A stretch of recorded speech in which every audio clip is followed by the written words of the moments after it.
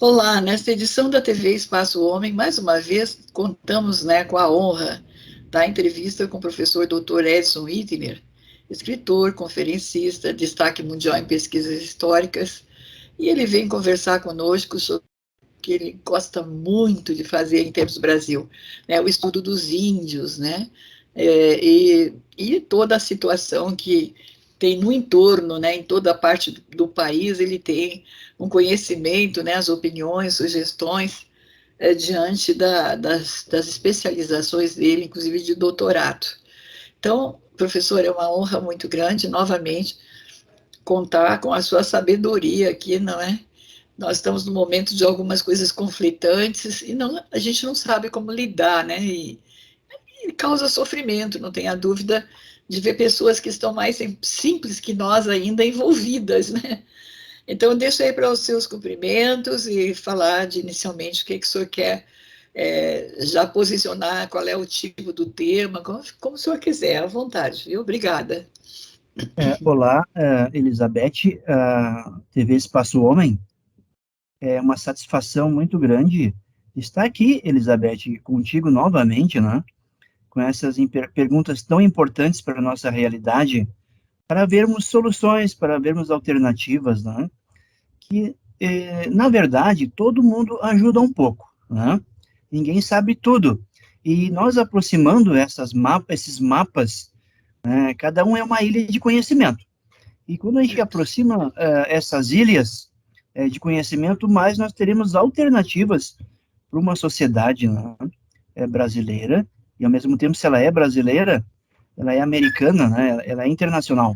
Então, eu acredito que esta é uma via, né, de dialogarmos para buscarmos alternativas a tantas situações hoje no Brasil que exigem, né, uma resposta, uma ação e um compromisso de todos. Tudo bem. O senhor quer destacar alguma formação atual, alguma homenagem que recebeu, ou já posso ir para a pergunta direto? Como é que o senhor quer fazer? Olha, Elizabeth, né, desde 2004, né, a gente tem atuado muito na área indígena, né, na área indígena, voltados à educação, à saúde, principalmente na época do Covid-19, né, nós tivemos que fazer algumas ações nas comunidades para que esta situação ela fosse algo que não prejudicasse tanto as aldeias, né? Então, na área indígena, nós temos uma experiência trabalhando com os alunos, com profissionais na área da saúde, né? E na área da arte, né, da arte sacra, na área também da história do Rio Grande do Sul, e na área da egiptologia também, né, quando nós, em 2019, identificamos aquela múmia egípcia, né, que aprendemos tanto com ela, né? Então, a cada ano, Elizabeth, as especializações, elas vão, eu vou dizer assim, nos dando uma alternativa para nos capacitarmos, né, a essas situações de pesquisa que surgem, né? Então, as pesquisas estão vindo aí, e você fala em comemoração e reconhecimento, o reconhecimento que nós temos, né, é quando as pessoas nos convidam para contribuir no município, né, que está celebrando, por exemplo, esse ano, Santo Ângelo, 150 anos de idade. Olha que maravilha. Então, nós nos sentimos premiados, né, nessas situações e outras. Certo. Muitas vezes as pessoas podem não entender bem qual é a importância de um historiador, né? Talvez as pessoas confundam com aquela história de alguém contador de um caso, né? De coisas, histórias, de história de quadrinhos, de antiguidade e tal. Mas o historiador, né, que nós estamos falando aqui, ele vai explicar para vocês a importância do historiador até no desenvolvimento social do país, né? que as pessoas às vezes não entendem, né? Vai estudar história, pô, mas a importância é muito grande. Eu gostaria que o senhor orientasse as pessoas da importância do historiador no Brasil. Isso desde lá que começou o Brasil até agora, claro, e continua cada vez mais importante a presença do historiador, né? Excelente pergunta, Elizabeth. Diga-se de passagem, né, que quando a gente está em família nas nossas casas, quem é que não comenta uma história antiga, né, de algum objeto, de alguma família, ou de alguma viagem, né? No fundo, todo mundo é um pouco historiador, né, quando fala de causos do passado, né? Mas qual é a importância do historiador, e eu diria assim, de todos nós, né, para a nossa história? Né? É lembrarmos aquelas coisas, né, aquelas histórias do passado que contribuem na nossa história, da família, do município, do estado, de um país em nível internacional. Isto é algo, assim, sensacional, né? E por que é importante, Elizabeth? Né? Aí poderíamos nos perguntar, qual foi o primeiro professor do estado, do município de São Paulo? Uma vez eu estava em Uhum. Itapevi, que é aí perto, né? É um município, se eu não me engano, é um município, né? E É. aí teve um evento lá, e aí comentando lá sobre a história do município, né? E aí um professor lá no fundo, ele diz assim, olha, aqui eu tenho o registro do primeiro professor do nosso município. Eu achei tão lindo esse gesto, né? Uhum. E se não nos darmos conta, o tempo vai passando e essas informações tão importantes, né? Tão Uhum. relevantes, por quê? Porque nós estamos valorizando as pessoas, no caso de um professor, né, que deu Uhum. toda a sua vida dentro de uma sala de aula, ou tantas coisas importantes que tem na nossa história. Então, eu diria assim que a história é importante começando pela família, né, começando por seu município. Se eu perguntei qual foi o primeiro professor, né, qual foi o primeiro dentista, né, e assim por diante. Tem Uhum. tantas histórias maravilhosas. E existem histórias, pesquisas mais abrangentes que exigem mais, naturalmente, né, com trabalho científico, que estão acontecendo cotidianamente no Brasil, com todos os nossos pesquisadores das universidades e professores das escolas estaduais e municipais. Então, a história, ultimamente, naquela última entrevista, Elizabeth, eu comentei que nós identificamos um manuscrito de 1730, escrito em latim e espanhol. E o que tinha ali dentro? Tinha a astronomia do primeiro astrônomo americano, nascido na América, Buenaventura Soares. Certo. Olha Nós que fizemos. maravilha isso. É. E foi assim, todo mundo, nós aprendemos com isso, né? E Uhum. a história é algo assim que agrega para todos. A história do Brasil é interessante, né? Porque chega os portugueses até uma situação bem complexa, que vivia o mar com aquelas caravelas, eles tiveram muita sorte de chegar aqui, vamos dizer assim, né? Quer dizer, é o que se conta na história. Também a chegada deles, né, que é interessantíssimo, todo mundo fala e explica, e vi então à tona o assunto dos indígenas, né, que estavam lá, que também esperavam e chegavam e davam um presentinho para eles, não sei o que mais, né? Então imagine a cena, um monte de indígenas seminus aí na inocência deles, né, recebendo essas pessoas, ganhando presentes, sentados ao chão, olhando, né? Imagine a cena, né? O que é que isso vai representar para nós a partir daí, que são os primeiros que, segundo a história, tiveram contato com esses que vieram de outros países, né? Diferença de idioma, tudo. Imagina o impacto que seria isso, né? Agora, a importância da história vai entrar aí aonde, professor? Eram pessoas de outras terras, outros idiomas e de outras culturas. E tínhamos nossos nativos aqui. Como é que conseguiram, né? Vamos pensar a linguagem, o conhecimento, né? A comunicação que eles tiveram que fazer, né? para se entender, né? Que é uma coisa que eu acho que é mais complexa ainda, né? E os índios, eles ficaram depois aprendendo o nosso idioma e continuaram contando a história no nosso idioma, já não mais no deles, né? Sim, E hoje um indígena, por mais simples que seja, ele tem um compêndio histórico dentro dele que a gente não imagina. Ele conta coisas assim que para a gente não tem nessa vivência, eu diria, né? Eu acho que os índios têm um arquivo de vivência dentro deles. Isso está certo ou está errado o que eu penso? está certo, Elizabeth, né? Existem experiências de aprendizagem diferente, naturalmente, daquilo que a gente aprendeu na escola, né? Índios que tinham outras maneiras de aprender sobre a natureza, formas de caçar, formas de aprender a escrever também, né?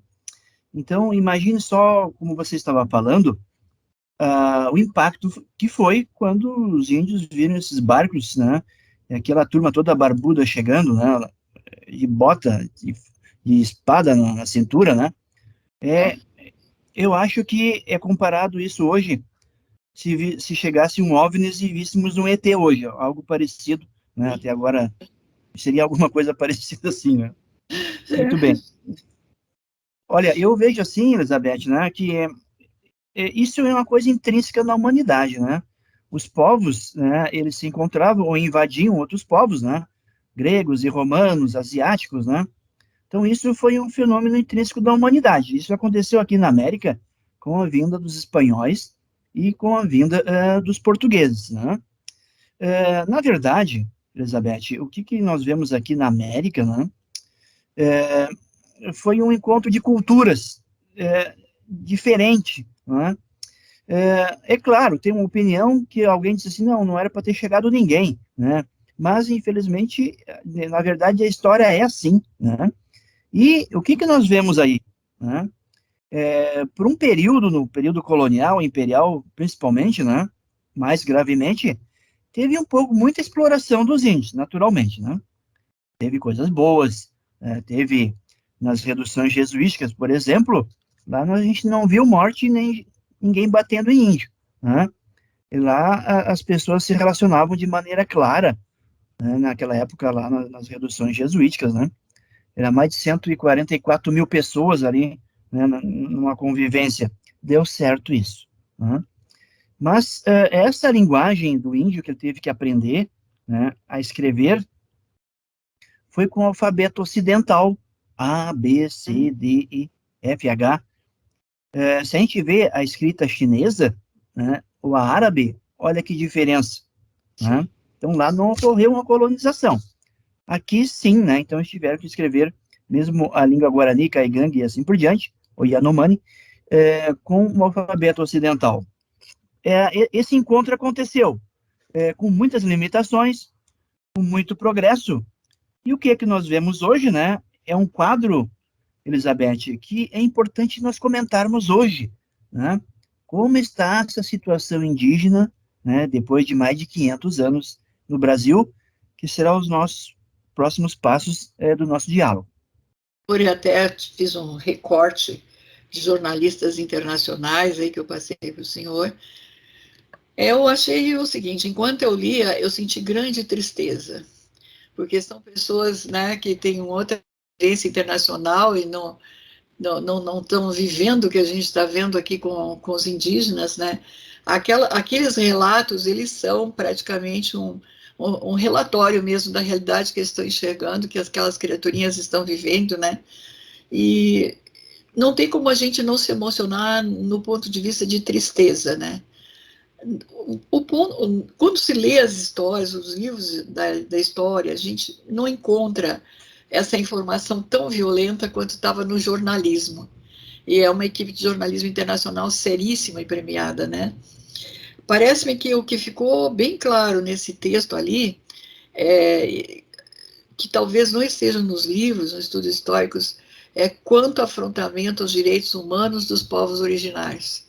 Aquelas criaturas não foram tratadas como pessoas, né? E ainda tem coisas que estão acontecendo que eu acho que não fariam para o animal selvagem, né? Então, eu acho que o que é problema nosso agora de estrutura de nosso povo brasileiro, são outras culturas que estão ali, que estão agindo dessa forma com essas criaturinhas lá que não sabem nem se defender, né? E a questão toda é essa invasão, quer dizer, eu considero uma invasão, professor. A invasão emocional, a invasão biológica, a invasão da natureza, dos alimentos deles, tudo, está tudo invadido, né? Como se eles não fossem gente, quer dizer, isso aqui me choca muito, e a reportagem ela foi muito dura nesse aspecto, ao mesmo tempo muito sábia de mostrar o que estavam encontrando, uma fotografia, né? Qual o seu pensamento assim para a gente que não tem essa experiência como a sua, para entender isso? Isso é gravíssimo, mas ao mesmo tempo como solucionar, né? Sim. Elizabeth, uma das principais causas, né, como você falou, do descaso com os indígenas, né, é na questão da saúde, né? A estimativa de vida do índio brasileiro, né, é de 59, 49, 50 anos, né? Essa é uma estimativa muito baixa comparada a de Benin hoje, na África, né? Mas por que isso, né? Porque, naturalmente, as aldeias indígenas, né, e isso já foi feito um grande esforço, né, ainda precisam ser melhores atendidas, né? Eu vou dar um exemplo.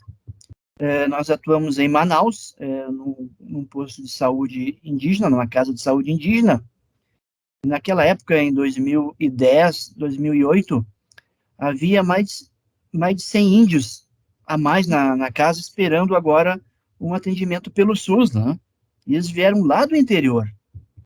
E depois eu fiquei sabendo que um grupo, né, lá de Manaus, pela Universidade Aberta do Amazonas, né, e vários grupos vieram ajudar, mas tem que falar, né?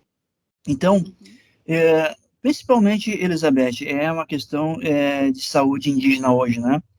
Em geral, o índio idoso, né, ele precisa ter uma atenção especial. Hoje, se a gente vê na sociedade, né, as pessoas idosas tomando aqueles comprimidos para pressão, né, que tem 5 ou 6 comprimidos no final da vida, eles não têm isso, né? Então, precisa um atendimento especial para o índio idoso, ou até mesmo um ambulatório especial em cada estado para atender essa demanda de índios idosos, né? Que isso pode acontecer. Então, o que nós precisamos como estratégia, a começar por cada município onde tem aldeias indígenas, é uma atenção da prefeitura, né?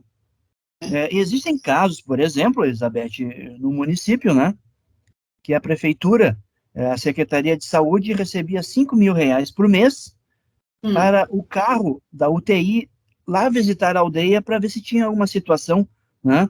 Então, esse município, ele viu uma estratégia.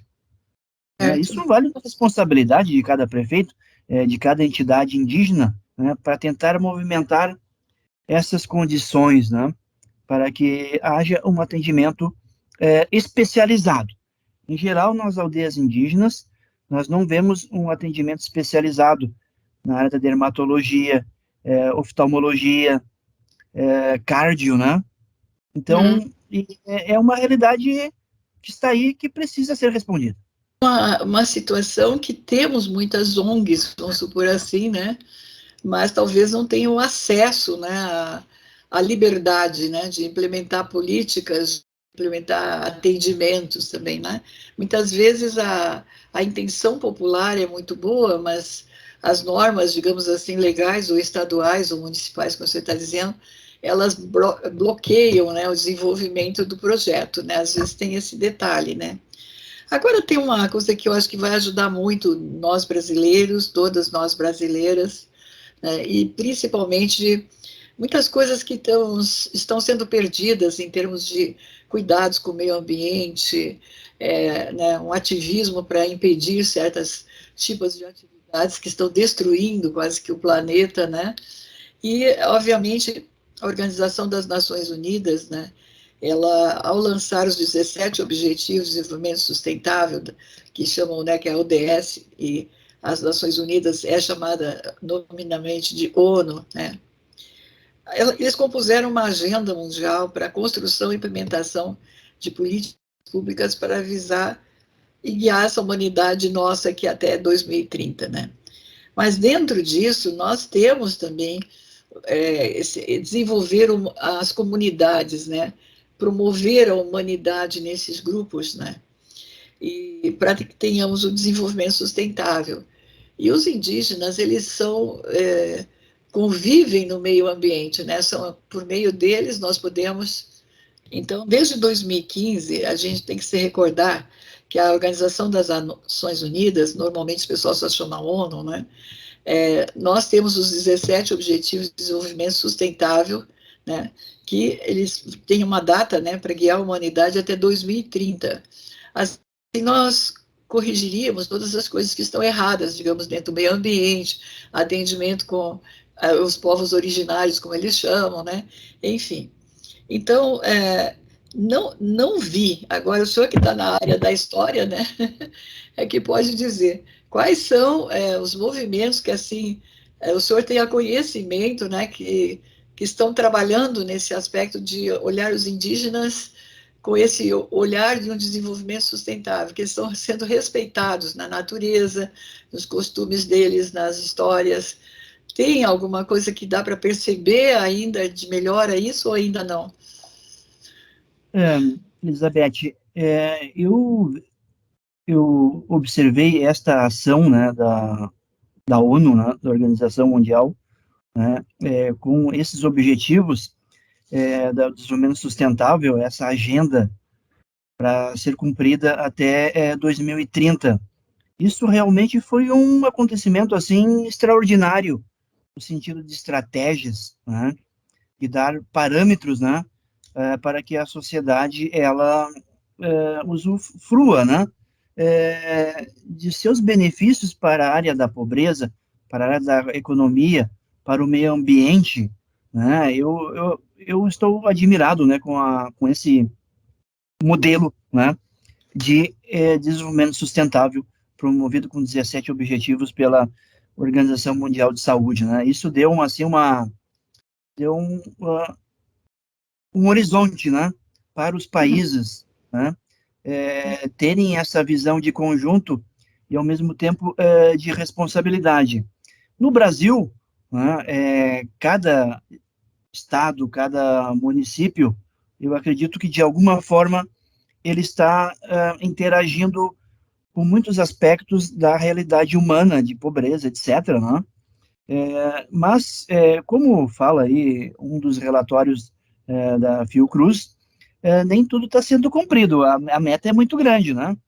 Mas para 2030, né, eu acredito que se possa fortificar essas estratégias, né, de ação com as populações indígenas, principalmente com o meio ambiente, com a pobreza, com as questões das favelas, né? Então, qual é a estratégia que vamos fazer para isso, né? E justamente são os governantes, né, os seus presidentes, seus governadores, né, que têm que prestar muita atenção, né, justamente para dar uma resposta à sociedade. Né? Se vamos criar leis, vamos criar decretos, vamos criar outras formas de estruturas, eu não vejo, aliás, esta proposta desses objetivos de desenvolvimento sustentável das Nações Unidas, para mim, é uma referência. E você falou de organizações, Elizabeth, que estão atuando, né? Não só grandes organizações, né? Mas às vezes alguns grupos de jovens que fazem um trabalho de ação social, ou um grupo de família de uma paróquia, ou algumas organizações como o Conselho Missionário Indigenista, que está atento a essas realidades. A CNBB, outras organizações, né? ONGs, que estão querendo contribuir para essas situações, né? E projetos aí de sustentáveis em alguns municípios, né? Então, eu acredito que está havendo uma atenção, mas ainda falta mais estratégias. E, neste sentido, Elizabeth, eu acredito que se tivéssemos mais representações da ONU, né, com seus capacetes azuis, né, ou simbolicamente, né, ou no município, ou no estado, isso, assim, faria uma grande diferença, né, como um fator simbólico, né? Eu acho que nós precisamos de mais relatórios, precisamos dessa presença, do meu ponto de vista, dos escritórios no Brasil, né? Da ONU, mas atuando mais como presença em eventos, né? E trabalharmos em conjunto. Hoje, com os meios de comunicação social, né? Com o Uhum. Zoom, com tantas ferramentas, nós É. podemos observar mais essa realidade no Brasil, mas com a presença mais, presença mesmo, né? Desses capacetes azuis, simbolicamente também, né? Apoiando, né? Fazendo relatórios e interagindo na sociedade.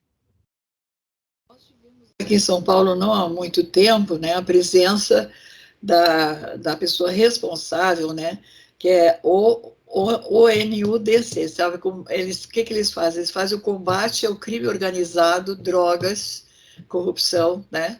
E veio essa pessoa especialista das Nações Unidas e aqui, junto com muitos delegados e outras áreas, né, policiais, houve treinamentos, né, para trabalhar nesses segmentos, que realmente é o que mais está devastando tudo ultimamente, né, em problemas até com juventude, uma série de outras situações de muitas doenças derivadas disso, né? Mas eles têm, viu, eles têm realmente essa disponibilidade. Vamos supor que no estado que o senhor está, né, o pessoal que é da organização do governo, solicitar um treinamento, eles vão ter o treinamento por eles, né? E é um treinamento que já é de forma internacional, sabe? Vocês vão ter acesso a estar passando relatórios para eles e tudo, são muito mais em evidência para corrigir os problemas do local onde vocês estão. Se fosse aqui em São Paulo, tivesse esse ativismo junto à ONU, tá? Nós teríamos muito mais resultados aqui com a população, tanto em saúde, combate a uma porção de coisas que são crimes que só estão destruindo até crianças, né? Falando em crianças, esse jornal que fez excelente, né, apanhado a questão da morte das crianças indígenas, né, o abuso sexual das crianças indígenas, tudo isso, né, nós temos que estar levantando e naquelas regiões mais inóspitas não tem pessoas para trabalhar com isso. Né? Talvez as universidades, como você está falando há pouco, destinar pessoas em grupos para ir lá levantar dados, né, ver como que pode se fazer algo politizado mais, né. Agora, tem esse lado, né, que ele é bastante longo com todas as informações que a gente cooptou através desse jornalismo internacional, né, mas tem também um outro lado que me intriga bastante, né, que o Tribunal Penal Internacional, ele penaliza os governantes e todos os responsáveis diretos pelos crimes contra indígenas e outros povos originários. Por que não tem essa divulgação? Por que não está se acionando o Tribunal Penal Internacional? Então, com tanta atitude que está só trazendo danos, né? É isso é que eu não sei por que motivo ainda não acionaram a presença deles e o treinamento, né? Sim, Elizabeth, eu estava conversando contigo antes, né? Eu Uhum. trabalho aqui na universidade, com vários professores, alunos, né, aqui na PUC do Rio Grande do Sul, e estávamos falando agora há pouco, justamente, para unirmos alguma ligação ou algum contato com o representante da ONU, etc., né, aqui no Brasil, para começarmos, assim, a dialogarmos e abrir Uhum. perspectivas de capacitação, né, de outras informações que nós sabemos muito pouco, Elizabeth, né? Talvez porque não se fala tanto, né? Ou mesmo na sociedade, etc., pensa que ONU é alguma coisa lá do outro mundo, né? A cultura da ONU, é, em geral, no mundo até acadêmico, né? Ou nos municípios ainda funciona como algo assim muito distante, né? Então, eu Uhum. acredito que é o momento agora de traçar algumas estratégias de diálogo, né? Para justamente trazermos presente que existe uma ética, né? Um julgamento no sentido assim de prestarmos atenção para que né, aquelas pessoas que fazem crimes contra a sociedade, né? Contra a humanidade, contra os povos indígenas e tantas situações, favelas, né, sejam chamados, né, para responder ao que estão fazendo. Às vezes as pessoas elas até ironizam um pouco quando alguém fala nas Nações Unidas, porque a gente vê que é um problema cultural de falta de conhecimento.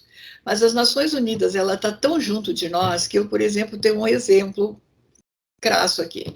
Tá? Eu fiz selecionado os grupos grandes, só alguns alunos fizeram pós-graduação em política internacional, para entendermos todos os tratados, enfim, que tem Brasil assinando com as áreas internacionais. Então, quem fez essa seleção foi o subsecretário das Nações Unidas, da época do Kofi Annan, o coordenador do curso. Dizer isso para algumas pessoas, elas acham que a gente delira. Eu estou falando publicamente aqui, qualquer um pode confirmar, né? Nós fizemos o mestrado, novamente, tá? Teve membros das Nações Unidas junto na equipe, né?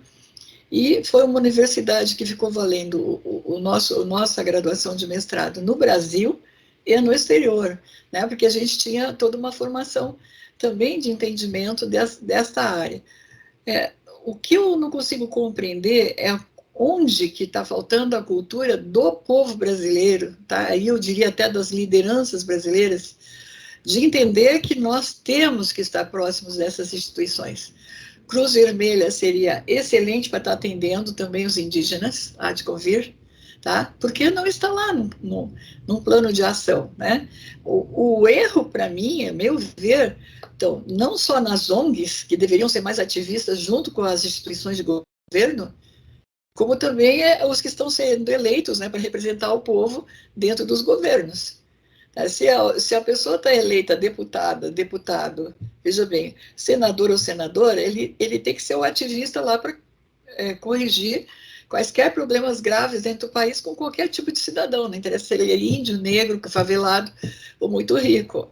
Né? Me parece que ainda está tendo uma falha, como é que se diz, de assumir o compromisso. Né? Não sei qual é a sua opinião, porque o senhor é um historiador, eu acho que as coisas só se transformaram na história quando houve o ativismo. Sem o ativismo, nada se transforma. No meu modo de perceber, eu gostaria que o senhor nos ensinasse isso. Lá pelas tantas, alguém tem que levantar uma bandeira, né, Elizabeth? Uma Hum? bandeira de conscientização da realidade. E você falou uma coisa muito certa, uma falta de conscientização do que existe também como ferramenta, ou de conteúdo que já está aí, ou de pessoas que querem se unir, né, para fazer algo. Essa falta de desconhecimento, por exemplo, eu sou de Camaquã, município aqui do Rio Grande do Sul, e eu só fiquei sabendo que tinha Câmara de Vereadores depois que eu servi o quartel, né? Ninguém Hum. sabia que tem Câmara de Vereadores, né? Deu lá um que outro que sabe lá, e não é importante uma Câmara de Vereadores no município, né? Nossa, precisa, né? A Então, Elizabeth, nem é o nosso assunto aqui, né? Talvez, né? Mas cada cidade interessante. tem suas demandas, né? Para que as pessoas se relacionem bem com qualidade, né? Com boa qualidade de vida, né? E aqui em Porto Alegre eu estava conversando com um amigo meu, um dia que eu vou encontrar um vereador para discutir uma ideia, né? Eu Hum, estou achando muito barulho de moto na cidade, né? Talvez hum, pudesse baixar um pouco, né? Porque de carro a gente não escuta mais, mas de moto está muito alto. Esse é um exemplo, né? Então, tem hum, certas coisas na cidade, no mundo urbano, né? Que precisam ser feitas também para a qualidade de vida, né? Para que as hum. pessoas se relacionem de maneira clara, com paz, tranquilidade. E isso é o papel, por exemplo, de uma Câmara de Vereadores, né? Verdade. E na época a gente nem sabia que existia, né? Ah, mas é verdade, existe mesmo. É. Existe, mas não existe, né? Vamos fazer de conta que a frase também está dizendo tudo, né, professor? Eu gosto do senhor por causa dessa sua alegria e bom humor, né? Vai dando uma aula para nós, mas também nos deixa felizes com o conhecimento, né? Não, é interessante isso, porque, é, como é que eu vou te dizer? Os outros países, tá, estão interessados nos nossos povos, das duas doenças dos nossos povos, nas dificuldades dos nossos povos, né? E nós que estamos aqui vendo tudo isso, estamos calados e deixando as coisas acontecer, que eu acho que é o que mais me estarrece, me choca, é exatamente isso. Está cheio de instituições, né? Inclusive, assim, antigas, e não tem tendo um movimento, você não ouve uma pessoa falar alguma coisa, sabe, a respeito, né? E isso aí é uma inércia, né? É que não cabe a quem diz que está fazendo um serviço, uma atividade que também é para a comunidade, né? Não serve. Já desse estar conversando com uma pessoa que se inscrever ao grupo dela, né? Na Cruz Vermelha, vai ter tantos benefícios de trazerem até alimentos, remédios, atendimento. Hoje tem um hospital magnífico lá dentro, né? Fala em Cruz Vermelha, a pessoa acha, não sei o que é, professor, qual é o. Sabe, eu acho que assim, é problema cultural. Outra coisa são pessoas que se adonam da ideia, que eu achei interessante isso também. Tá? Ela acha que só ela que é a líder humanitária comunitária, vamos supor, daquela região. Ela não entra, não divide, não soma, né? Eu acho que Sim, nós estamos com problemas ainda muito básicos, assim, de criar comissões, eu acho. Ainda não aprenderam a criar comissões, seria isso? olha, falaste certo, Elizabeth. Às vezes tem certas organizações que querem se sentir dono da coisa, né? E não querem que os Exatamente. outros participam, né? É, É, quando nós atuamos no Xingu, Elizabeth, lá com telemedicina, né, com um grupo de alunos profissionais, os índios disseram assim, olha, a gente gostaria que esse grupo continuasse com a gente, né? A gente não quer briga com outras instituições. O que que os índios mais percebem também, né? uhum, É alguns grupos querendo se adornar deles, né? E uhum, todo mundo tem que trabalhar um pouco, né? certo. Não só isso, né, Elizabeth? Mas quando Uhum. também alguém chega dizendo que sabe tudo, né? Aí também não Ah, funciona. parece o dono da região, que são as pessoas É, o meio estranhas super-homem mesmo. lá que vai A super resolver a mulher situação. também. Mulher Maravilha lá, não, isso aí não existe, né? Então, Não, mas quando... isso é uma falta de capacitação. Eu acho que nós que erramos aí, né? Talvez as universidades, com a grandeza da PUC que vocês estão no país inteiro, né? Ter esses trabalhos também de engajamento de alunos para treinar as pessoas para lidar na comunidade, né? Como liderar, sabe? Que Sim, seria um projeto muito bonito e evitaria isso, porque no fim alguém que ajudar não consegue, alguém que pedir ajuda não consegue. Por quê? Porque aquela pessoa está de dona ali, é ela que manda, sabe? É uma coisa surreal, né? Então, não tem uma divisão, e pior do que tudo isso é quando enche a cabeça dos outros contra alguém, né? Quer dizer, aí ela lida ao contrário, você vira inimigo comum de todo mundo. Então, temos as pessoas que têm equilíbrio mental, emocional e político, e outras não, tá? Não adianta ter equilíbrio mental, emocional e não ter equilíbrio político. Tem que ser com politizada a certeza. situação, tá? E Isso aí que eu acho que é o grande problema. Elizabeth, uma das coisas que você falou de trabalhar com os jovens, né, em ações sociais, uma das reclamações mais grandes hoje da sociedade brasileira, né, não é falta de jovens para isso, é espaços, Uhum, né, espaços entendi. que as instituições têm que ajudarem, né, para que os jovens atuem em diversas situações, né, ambientais. Ah, mas não vai participar que é perigoso. Ou olha só, tem que ter luva. Claro que tem que ter, mas é, às vezes existe muita burocracia e Uhum. às vezes não tem espaço para o jovem atuar, né? Então isso é uma reclamação também dos jovens, né, que precisam mais espaços, mais organizações apoiando eles para atuarem em muitas áreas, né? Que nós vemos ali ambiental, né, recolher o lixo, é, são tantas áreas, visita um hospital de idosos, é, são várias temáticas, né? Que estão nessa agenda até 2030, né? Pobreza, favelas, a situação está aí, né? Então, existe uma multidão de jovens, de pessoas de boa vontade, querendo atuar. Falta no meu ponto de vista, organizar ações, né? nós precisamos dos mapas para colocar os conceitos, né? A gente tem tanta teoria, né, Elizabeth? A teoria não falta hoje, né? Não falta. Não, eu queria, talvez assim como o senhor está falando e entrando no assunto, né? Aí, primeiro, vocês têm a competência total de coordenar o grupo de trabalho, de alunos, de estudo e tudo mais, que seria um belo de um projeto dentro de uma universidade. Qualquer professor, doutor, se sentiria feliz, né, de ter esse trabalho com uma comissão, concorda? Agora, o que falta muitas vezes? Talvez uma reunião, né?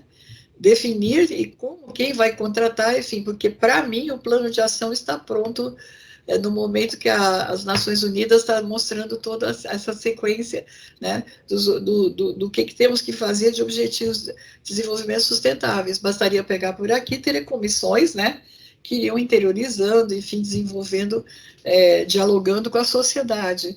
No meu modo de entender, as coisas estão prontas, está faltando começar, né, a selecionar pessoas que tenham essa boa vontade, né? Sim. E olha, Elizabeth, e para resolver certas situações, por exemplo, né, na área da saúde indígena, olha só, tu não vai lá apagar o fogo lá com uma cirurgia, né? Mas são oficinas de higiene, né? Como preparar uma boa alimentação saudável, como escovar os dentes. Essas coisas, essas oficinas, esses trabalhos, né? Que vão dar resultado, por exemplo, para essa agenda 2030. São oficinas, né? Para tentar sanar essas situações. Mas isso só se começa fazendo, né? Olha que já estamos em 2023, né? Faltam 7 anos. É muito pouco tempo. Coisa. Eu creio que a gente abordou bastante, professora, e de uma forma bastante simplificada, né, para que as pessoas entendam que a história está dentro de todos os tempos, momentos e épocas da vida, da existência humana, digamos assim, tá?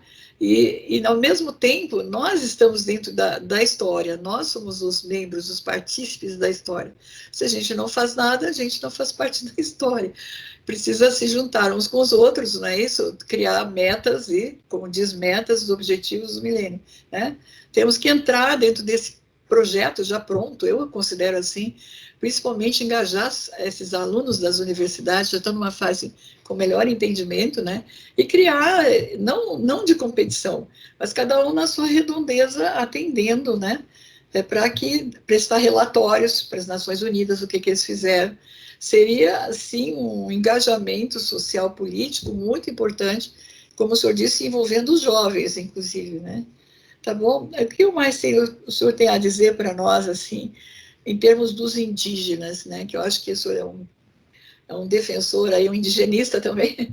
E o que está acontecendo agora, nesse exato momento, para que a gente pudesse entender o que acontece com os nossos indígenas e como resolver isso, talvez, apelar para quem, né? O quê? Eu acho que é um momento de síntese, Elizabeth, né? Passamos por 2 anos de pandemia, agora há pouco, né? Ainda existem sequelas, né, dessa pandemia. E para as aldeias indígenas foi muito, muito exigente, né? Eu tive um amigo meu, que é o Zaqueu, o índio Caigangue, e na época a gente ajudou dinheiro para comprar um caixão o irmão dele que morreu de Covid. Eu vi o irmão dele indo de ambulância ainda para o hospital, né? E não tinha o que fazer, né? Não só os índios, mas sociedade em geral, né? Então é um momento assim de, no meu ponto de vista, na realidade indígena do Brasil, né? É de escutar as comunidades indígenas, né? Os líderes, nas várias aldeias. Já tem índios professores, doutores, tem índios aí, líderes no Brasil, Álvaro Tucano, Ayrton Krenak, e outros que até trabalhamos juntos, né? Algumas, alguns trabalhos. E termos relatórios da saúde indígena, né? Como está indo isso, e ver para onde está indo o dinheiro, né? Para esses fins. E nesse sentido, falando em organizações que ajudam, né? Nós temos que ter um contato direto hoje com o Ministério Público, né? Uma ponte com o Ministério Público para eles acompanharem. Isso é uma estratégia que nós temos hoje, Elizabeth, né?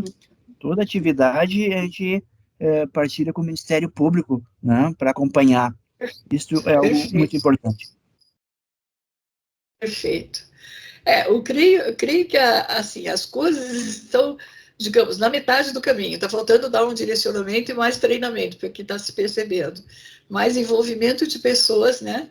E o que é bonito que vocês estão fazendo em termos de PUC é esse engajamento, né, com os alunos, com a sociedade, quer dizer, vocês também estão agregando, né? Não é só nós é que fazemos, não, todos nós mais a sociedade, todos nós mais os jovens, né? Como o senhor disse agora, todos nós mais o Ministério Público, né? Essa é a liderança, no meu modo de ver, perfeita. Que vocês estão indo num processo conjunto que todas as áreas são responsáveis por cada sua área, né, competente. No todo, vocês têm um avançar. Quer dizer, as crianças hoje, no Brasil, até nas grandes capitais como aqui, a gente lê toneladas de situações de crianças abusadas sexualmente, mas até bebês, né? Eu recebo aqui pelo jornalismo de outros colegas, e é uma coisa que impressiona. Então, tem aqui psiquiatras, neurocientistas, mulheres, a gente manda as notícias para elas verem que é um horror, né? Mas quando nós estamos falando em termos de política pública, tá, teríamos que ter também esses profissionais para como orientar as crianças. Talvez pedagogo fazendo desenho para elas, como é que elas se protegem, né?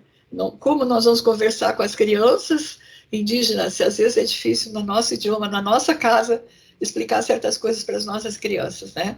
Então, tudo isso seriam oportunidades que eu acho que surge, né, como o senhor está colocando, para que todos e todas possam participar, né? E acredito que uma universidade como a de vocês, que está fazendo já esse trabalho magnífico, aceite pessoas da sociedade também, né, que querem colaborar, não é isso? Sim. Isso é uma coisa muito interessante, Elizabeth, né? Assim como são grupos, por exemplo, idosos ou índios e outros grupos, né? Um município, uma região, uma vila, uma comunidade teria que estar muito bem informada de quem são essas crianças que estão morando ali, né? Qual é o nome deles, né? E a gente está percebendo também que em nível internacional, mesmo no Brasil, né? Já está havendo capacitação nessa área da criança e do adolescente, né? Está começando devagarinho a formação de professores para isso, né? Então, acredito que está indo, mas ainda falta muito, né? Pela situação e o número de crianças que nós temos no Brasil, né? Então, está precisando de algumas atitudes e algumas estratégias bem eficazes e urgentes, né? Para vermos as nossas crianças, né? Também eu considero uma coisa, professor, que a gente sempre tem que premiar quem está interessado no assunto e está somando no projeto. Se todos os professores que fizessem cursos de capacitação, vamos supor, a partir do projeto que vocês têm da PUC, isso contasse pontos nas carreiras deles, tá? Tipo assim, eu sou professor na área de História, Geografia ou Ciências, né? Tá? Da escola tal, faculdade tal, estado tal, muito bem. Só que eu ajudei o projeto A, B, X ou Z, certo? Tudo isso tem uma pontuação. É uma graduação para aquele professor de envolvimento social em quais áreas. Está faltando, eu acho que é um pouco do marketing, assim, com campanha, que a pessoa tenha algo para provar, que se orgulhe que fez, sabe? Sinceramente, temos tantos mil professores, e se criar o projeto dessa forma, que vocês são muito inteligentes aí para essa parte de projetos, tá? É envolver esses professores de base, inclusive, né? Ganhando premiação, entendeu? Quantas aulas ele deu falando não sei o quê, quantas aulas ele levou as criancinhas para falar, sei lá, com o médico para entender como é que é o corpo dela, a saúde, compreende? Quer dizer, isso é uma pontuação que destaca esse professor e essa professora. Ou não é capaz de se fazer um projeto desse? É viável? É viável. E como eu estava dizendo antes, Elizabeth, nessa questão da história, qual foi o primeiro professor daquela escola, daquele município, né? E você falou algo muito importante, que é a valorização, é a premiação, né?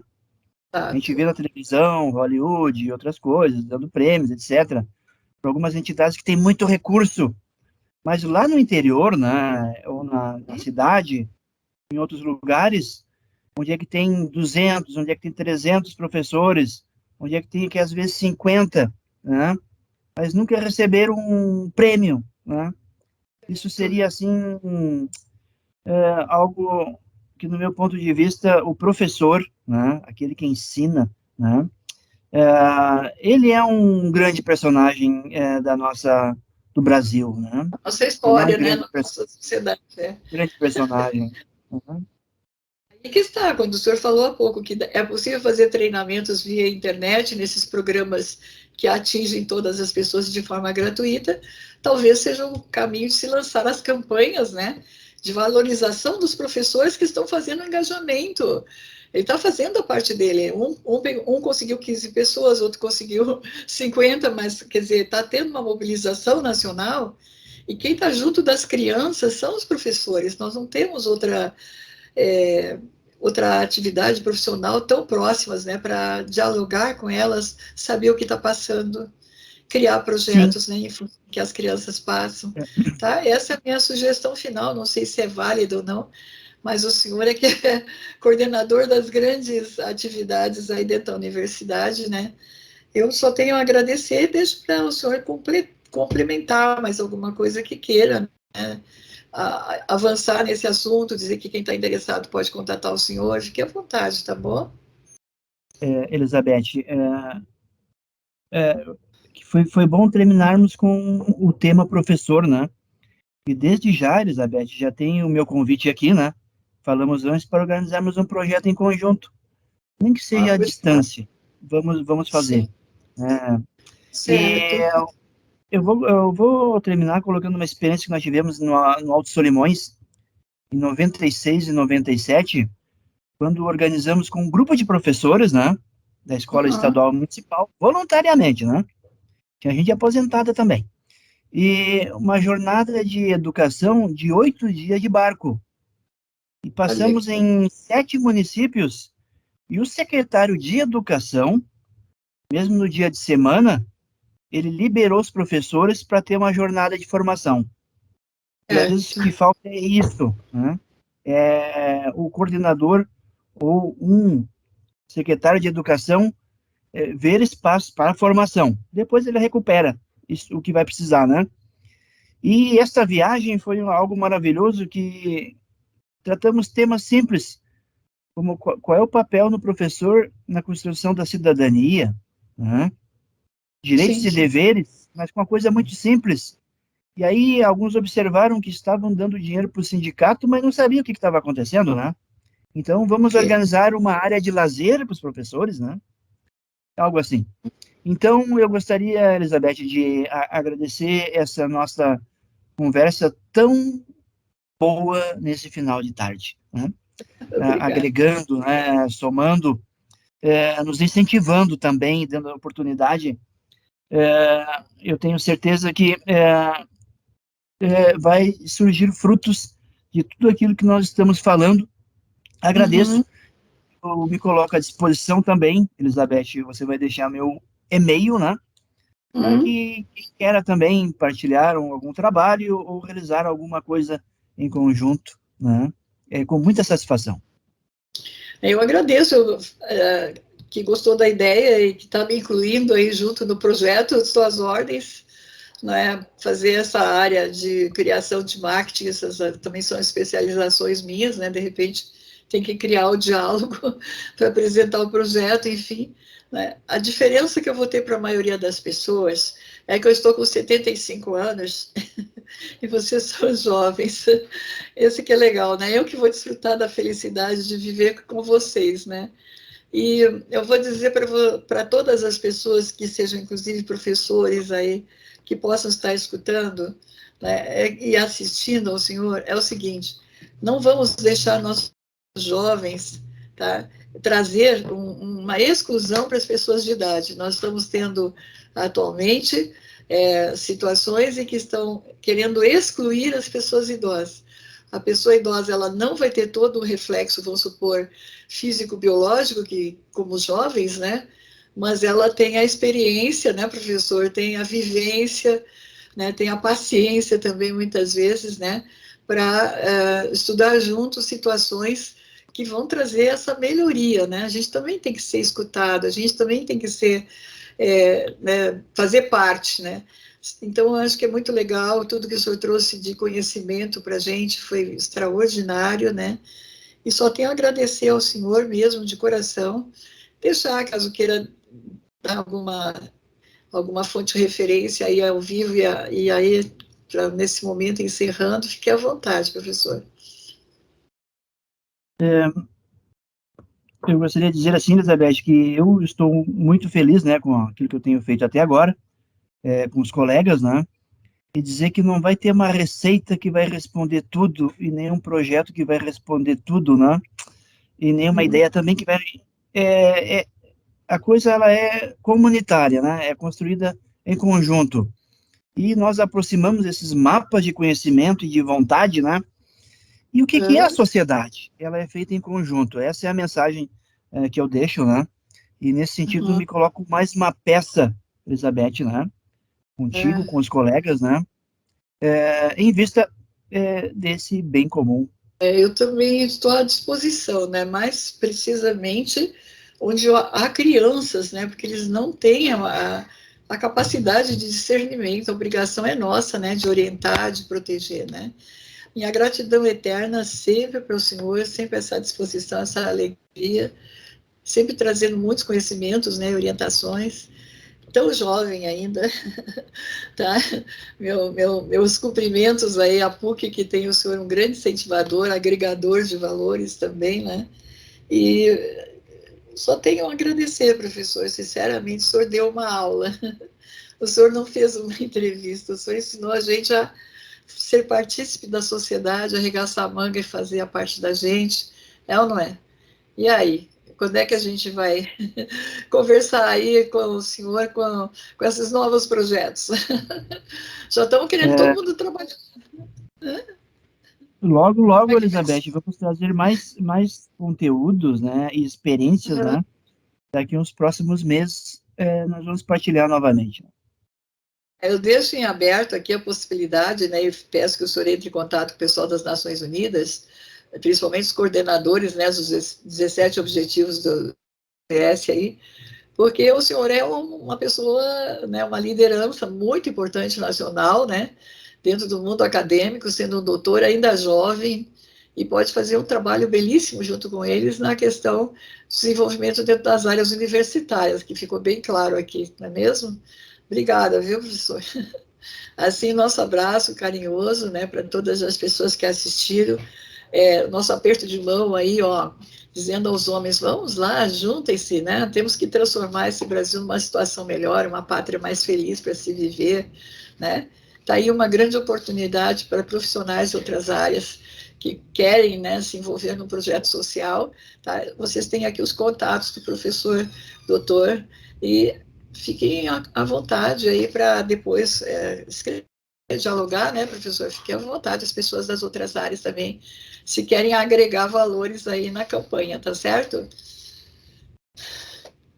Então, assim, É, gente, um grande abraço, até a próxima edição.